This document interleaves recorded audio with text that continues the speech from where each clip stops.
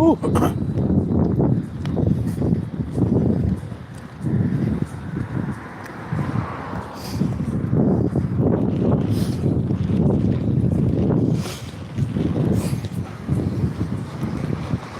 Just finished work.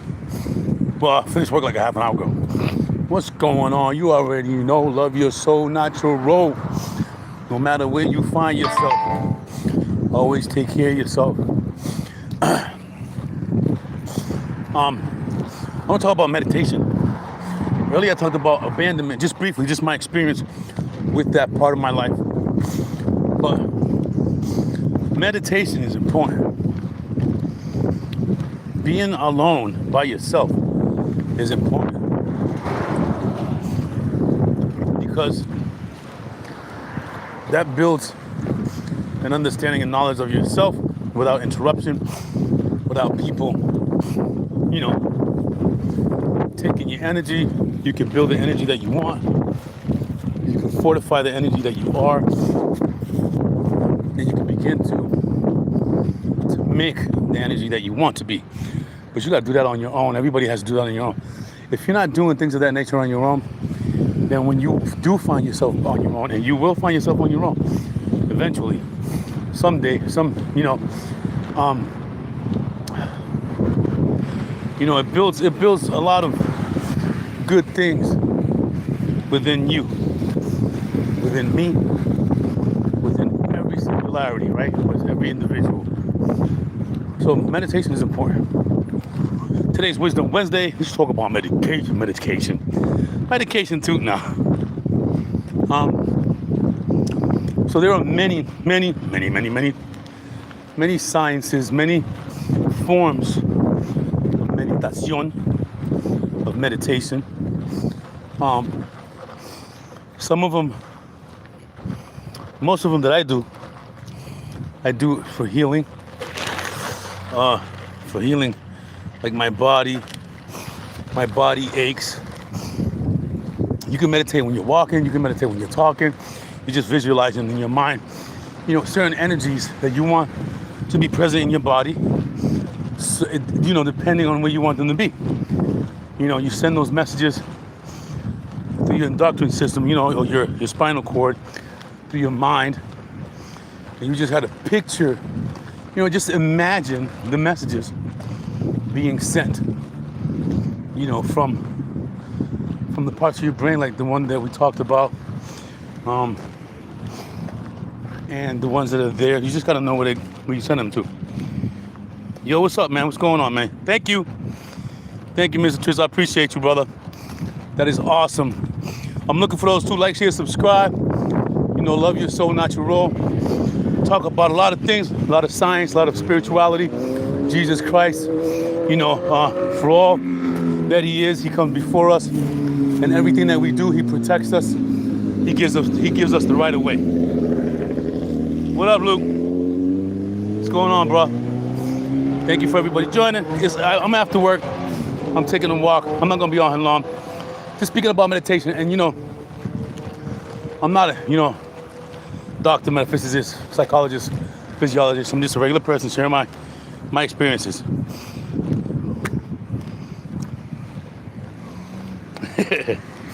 So meditation, you got to learn about it. There are a lot of books, on Amazon, obviously, books that you can review. I have one that's regularly, it's like chakra, however you want to say.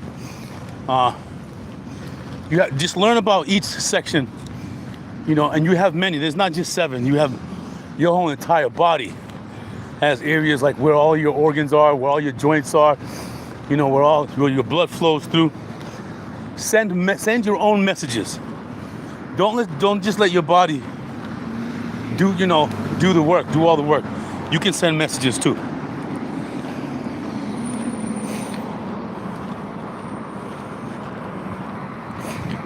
I don't even know what you're asking me, man. I already told you about medicine. So anyway,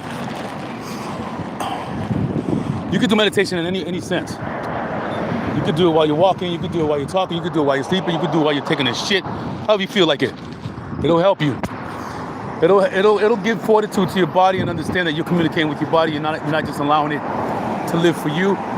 You're living for it. There's a couple of philosophies that I have about that, about how, your life living in a persona, right? You're not a persona living a life. So that's a big difference, a huge difference. Once you're able to understand that and understand, or even, you don't even have to understand. You just gotta listen to yourself, listen to your body when it talks to you from certain areas. So basically, most people listen to their body when they have a woe, when they have an ailment, when something hurts. Ow! Now you're listening, huh? But if you meditate prior to, and you take an inventory, like imagine, just close your eyes. You have to know the parts of your body. You have to know how your body communicates, how the brain communicates with the body. Once you learn that, there's no stopping you. I'm telling you right now, there is no stopping you from being healthy, and being healthy is just being aware. Being healthy is being aware, okay, I got this ailment.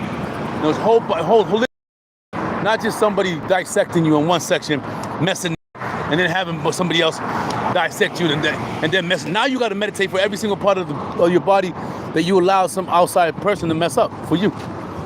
So if you meditate on your body, on your life, on your mind, on your soul, and then you come in, you in full contact with who you really are, what you're gonna be, and where you're going, and where you stand. And nobody can take that from you, right? No, I don't care who it is. Nobody, not your mama, not your daddy, not Jesus Christ. Because who you are is who you're always gonna be. You're not gonna change. You're just gonna get better at being who you are. Nobody changes. Oh, I'm gonna change. You don't have to change. You just get better at being who you are.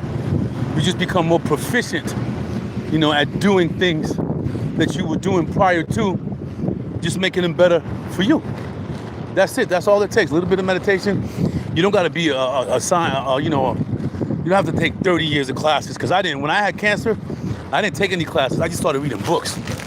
Right? I started reading books, and those books I started reading, right, were helping me, or helped me,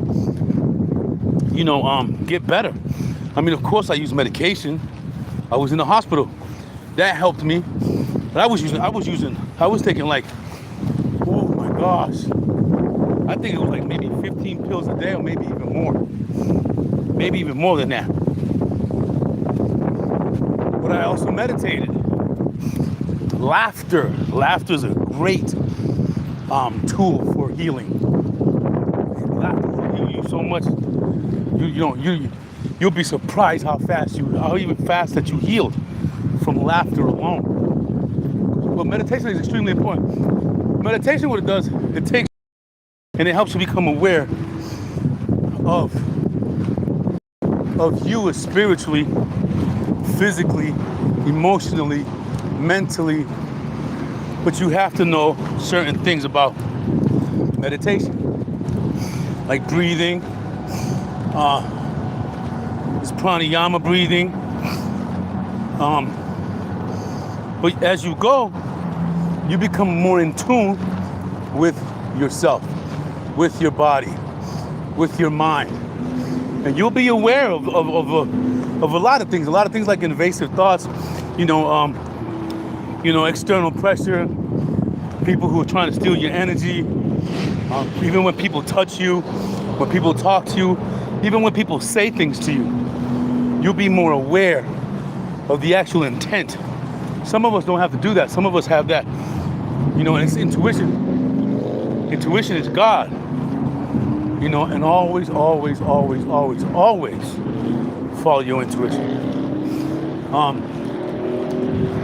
So you want to start off easily, very easy, to get you a small little booklet on breathing. Breathing is the first thing you want to learn how to manipulate. Breathing is very important to learn how to manipulate. Once you learn how to manipulate your breathing, then you'll be able to cast breath or life into other parts of your body other than your lungs that you don't really have to do And usually it's breathe in through your diaphragm. Basically make your stomach big, breathe through your stomach, and breathe back out, and you don't die. You don't have to breathe through your lungs, right? Because it's gonna go through your lungs when you breathe, because that's a passageway. And when you breathe in, you're breathing in God's spirit, God love, God life. Because without it, you'd be dead, right? We all be dead. So the essence of breath is the essence of God. So if you can intentfully send message with the essence of God, imagine how powerful. Just listen to how that sounds. The essence of God is what you breathe. So if you're able to influence that breath to what part of the body it goes to fortify with the breath of God, you'll be unstoppable. So that is the importance of meditation. Learn how to breathe, learn how to control your breathing, how you're breathing, clean out your nose, clean out your system, get all that mucus out of your body, and then you force your breath, on purpose. And then what you can learn how to do is you can learn how to direct that breath of life of God to where you're ailing, to where it's needed. And you'll know, because once you're in tune, you'll know where it needs to go. You'll be able to send that meditation message to where it needs to be and what needs to heal. And for emotional folks like myself, you'll know how to give God love to that area, which is that big space in the middle of your chest and like at the top of your stomach, that when you feel empty, you'll be able to fill that with the breath of life. With the breath of life, you have the power. You have the power to conduct the breath of life into areas of your body that are ailing, and you will give it fortification. You will give it love. I was telling you guys a while ago, tell your body you love it. I love you, your legs, your lungs, your belly, right? And acknowledge your feet, your hands, your eyes, your brain, your teeth, everything about your body. Give it love. Maybe you might want to start off slow. Maybe you might want to, go one section at a time, once a day. Hey, eyes, and then breathe through your eyes. It's kind of sometimes hard to fathom with folks who don't internalize a lot. But once you begin to do it, you feel great. I used to meditate for, 2 hours straight. And after I was done meditating, sometimes you fall asleep, but you got to come back too. Right? Because you're breathing controlled.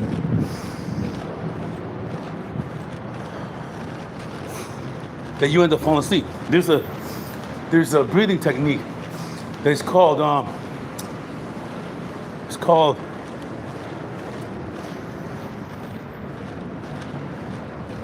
4-7-8. So you breathe in for 4 seconds, hold it for 7, and push it out for 8. That helps you go to sleep. And that's just one of the methods that I used to use. There are others that will support your immune system. There are others that will support, your throat chakra, your heart chakra, your lower chakra, your higher chakra. All of them you got more than 7. So you got way more than 7. But those are the basic ones that Westerners understand. It's kind of complicated to try to get there. But once you control the breath of life, then you'll be able to, they got things like Reiki, they got things like Tai Chi, Qigong, which Qigong is really nice. But if you guys have practiced that, I have. Qigong is it's kind of like Tai Chi, but it has a little bit more emotional or physical movement in terms of activating your blood veins, your breathing by touching and pounding on certain areas of your body to activate, all those enzymes, all those nutrients, all those messages, whatever you want to call them, to make that area stronger and to make it more fortified. Mortified. Sound like I said mortified, huh? So if you do that slowly, get yourself a book. Get yourself a meditation, a basic one. Don't get one of them thick books that's gonna it's gonna confuse you. You wanna get a basic meditation book, basic. I got a basic one. And then do one step at a time. And then I guarantee you, by the time you start doing that every day, and you're not gonna do it every day, not everybody prays every day, but when you do it, it's gonna fortify you. It's gonna fortify you like you wouldn't believe. So that's what I wanted to talk about. I'm gonna start doing that stuff. I do it when I'm walking. I meditate when I'm walking. I send messages when I'm talking. You know, when I need to be able to focus on, you know, my energy when I'm around people. I may sit there, you know, and internalize my breathing and my thoughts so I can put everything together. So love your soul, not your road. You already know. Wake up, wake up. One love.